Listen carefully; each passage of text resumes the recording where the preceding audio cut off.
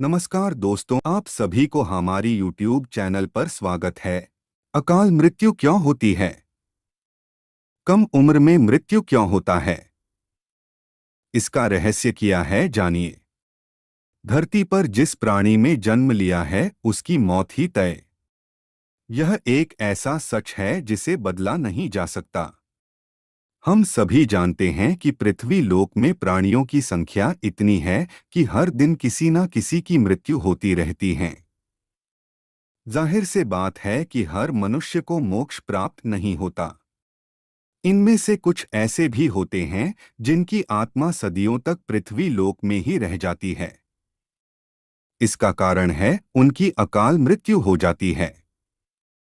आपने कई बार देखा होगा कि आए दिन लोग सड़क दुर्घटना या फिर किसी आपदा का शिकार हो जाते हैं और अपनी जान गंवा बैठे हैं। अकाल मृत्यु क्यों होती है? दर्शकों, साधारण मृत्यु के बारे में तो हम सभी जानते हैं और समझते हैं, लेकिन अकाल मृत्यु का विषय ऐसा जिसे इसके बारे में कई बातें कही जाती हैं। गरुड़ पुराण के 7 अध्याय में लिखा गया है कि अगर कोई प्राणी भूख से तड़प कर मर जाता है या किसी हिंसा जानवर दोबारा मृत्यु हो जाती है या फिर जहरीला पदार्थ सेवन करने से या फिर पानी में डूबने से अगर किसी मनुष्य की मौत हो जाती है तो ऐसे मनुष्य को अकाल मृत्यु के श्रेणी में रखा जाता है। अकाल मृत्यु कैसे होती है? दोस्तों, अकाल मृत्यु किसी कारण से हो सकती है, फिर चाहे वह किसी रोग के कारण हो, यह दुर्घटना के कारण। ऐसे में मनुष्य अक्सर यही सोचता है को काश ये उनके साथ नहीं हुआ होता, तो शायद इसकी मृत्यु नहीं होती। गरुड़ पुराण में विष्णु जी के वाहन गरुड़ राज ने श्री हरि से यह प्रश्न पूछा था कि जब वेदों में मनुष्य की उम्र 100 साल निश्चित की गई है तो उनकी अकाल मृत्यु क्यों हो जाती है। इस सवाल के उत्तर में श्री हरि तर्क देते हैं कि यह सच है, वेदों में मनुष्य की उम्र 100 साल निर्धारित की गई है, परंतु इसमें दुष्कर्म को नहीं मिलाया गया है। यानी हर इंसान की मृत्यु तभी होती है जब उसके पास धर्म कार्यों के लिए शक्ति नहीं होती है या फिर उसका शरीर उसे धर्म कार्य करने की इजाजत नहीं देता। इसके अलावा जब कोई इंसान अपनी इच्छा से धर्म कार्यों को त्याग देता है तो पृथ्वी पर उसके जीवन की अवधि कम होती जाती है। देखा जाए तो हर इंसान का कर्म होता है, उसका धर्म होता है। ऐसे में इंसान की मृत्यु तब होती है जब उसके पास अपने इन कर्मों को निभाने की शक्ति, यह इच्छा नहीं होती।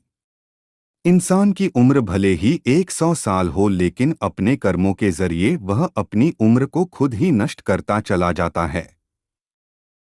वेदों का ज्ञान न होने से मनुष्य जान ही नहीं पाता कि वह कब कुकर्म करता जाता है। अब बात आती है कि अकाल मृत्यु के बाद आत्मा का क्या होता है। गरुड़ पुराणे आगे विष्णु जी यह भी कहते हैं कि मनुष्य के जीवन के 7 चक्र निश्चित है। ऐसे में अकाल मृत्यु को प्राप्त होने वाले जो मनुष्य इस चक्र को पूरा नहीं कर पाते उसे मृत्यु के बाद भी कई प्रकार के कष्ट भोगने पड़ते हैं। दरअसल अचानक ही मृत्यु होने की वजह से मनुष्य की इच्छा, कामना और तृष्णा बनी रहती है जो कभी पूरी नहीं हो पाती। ऐसे में शरीर तो नष्ट हो जाता है लेकिन आत्मा का मोह नहीं छोड़ता। इस स्थिति में अकाल मृत्यु वाली आत्माएं अपने परिजनों, यह जीवित लोगों को भ्रष्ट पहुंचती है और अपनी मनोकामनाएं पूरी करने का भी प्रयास करती है। गरुड़ पुराण में बताया गया है कि प्राकृतिक मौत से मरने वाले मनुष्य को 3, 10, 13 या 40 दिन में दूसरा शरीर प्राप्त हो जाता है, जबकि अकाल मृत्यु व्यक्ति भूत, प्रेत, पिशाच, कुष्मांडा, ब्रह्म, राक्षस, बेताल और छत्रपाल योनि में भटकता रहता है। उनकी आत्मा को आसानी से शांति नहीं मिलती। आपको बता दें कि अकाल मृत्यु में आत्महत्या को सबसे निचले दर्जे पर रखा जाता है। मृत्यु के कितने दिन बाद जन्म मिलता है? ग्रंथों की दृष्टि से यह एक घिनौना कृत्य है। भगवान विष्णु जी ने गरुड़ पुराण में इसे ईश्वर का निरादर और अपमान कहा है। वह कहते हैं कि आत्महत्या करने वाले मनुष्य की आत्मा पृथ्वी लोक पर तब तक भटकती रहती है जब तक कि वह प्रकृति द्वारा निर्धारित अपने जीवन चक्र को पूरा नहीं कर लेती। ऐसी आत्मा को ना तो नरक लोक में जगह मिलती है और ना ही स्वर्ग लोक में। ऐसी आत्मा को मरने के बाद भी सबसे कष्टदायी स्थिति से गुजरना पड़ता है।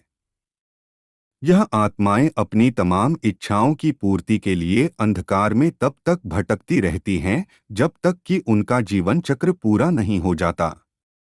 आत्महत्या करने वाली आत्माओं कास्ट को तो नहीं कम किया जा सकता, लेकिन गरुड़ पुराण में अकाल मृत्यु को प्राप्त मनुष्य की आत्मा की शांति के कई मार्ग बताए गए हैं।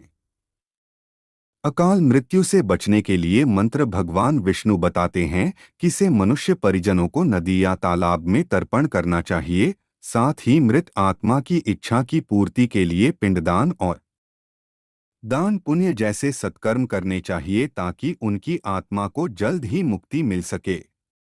यह सत्कर्म कम से कम 3 से 4 वर्षों तक करना चाहिए। तब जाकर कहीं अकाल मृत आत्मा को मुक्ति मिल पाती है और उनके नए जीवन की शुरुआत होती है।